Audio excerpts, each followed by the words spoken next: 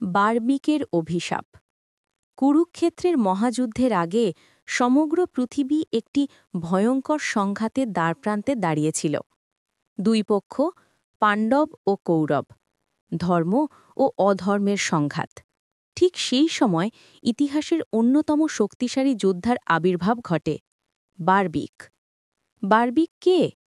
তিনি ছিলেন ঘাটোৎকচের পুত্র, অর্থাৎ ভীমের নাতি। বার্বিক ছিলেন ঘটোৎকচের পুত্র, অর্থাৎ ভীমের নাতি। তার মা অহিলাবতী নাগকন্যা। শৈশব থেকে বার্বিকের যুদ্ধকলায় অসামান্য প্রতিভা ছিল। তিনি প্রতিজ্ঞা করেছিলেন, আমি সর্বদা দুর্বলদের পাশে থাকব, তাদের হয়ে যুদ্ধ করব। এই প্রতিজ্ঞাই তার ভবিষ্যতের সবচেয়ে বড় পরীক্ষা হয়ে দাঁড়ায়। 3টি অপরাজেয় তীর।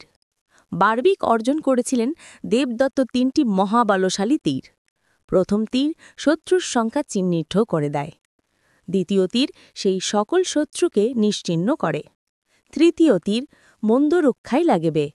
এই অস্ত্রশক্তি দিয়ে বার্বিক যে কোনো যুদ্ধ এক নিমিষে শেষ করতে পারতেন।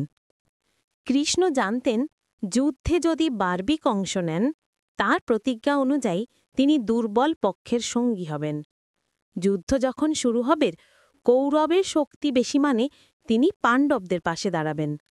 কিন্তু পাণ্ডব শক্তিশালী হলে তিনি আবার কৌরবদের সাথে চলে যাবেন। এভাবেই যুদ্ধের ভারসাম্য সম্পূর্ণ ভেঙে যাবে। কৃষ্ণ ছদ্মবেশে এক ব্রাহ্মণ সাজে তার সামনে এসে দাঁড়ালেন এবং জিজ্ঞেস করলেন, বললেন, তুমি কি করতে এসেছ কুরুক্ষেত্রে? বার্বিক গর্বিত কণ্ঠে বললেন, আমি 3টি তীর দিয়ে এই যুদ্ধ মুহূর্তেই শেষ করে দেব। কৃষ্ণ পরীক্ষা করতে চাইলেন। তিনি বড় শুকনো বটগাছ দেখিয়ে বললেন, এই গাছের পাতাগুলোকে চিহ্নিত করো। বার্বিক প্রথম তীর ছুড়লেন। তীরটি ঠিক প্রতিটি পাতা স্পর্শ করে ফিরে এলো। কৃষ্ণ পায়ের নিচে লুকিয়ে রেখেছিলেন একটি পাতা। তীরটি এমনভাবে কৃষ্ণের পায়ে ঘুরতে লাগল যেন পাতা বের করতে চায়। কৃষ্ণ বিস্মিত। শক্তির প্রমাণ তিনি পেয়ে গেলেন। কৃষ্ণ জানতেন, বার্বিক বেঁচে থাকলে কুরুক্ষেত্রের ফলাফল বদলে যাবে। তাই তিনি বললেন, যুদ্ধক্ষেত্রে যোগ দিতে চাইলে প্রথমে তোমার মাথা দান করতে হবে। বার্বিক এক মুহূর্ত দ্বিধা করলেন না।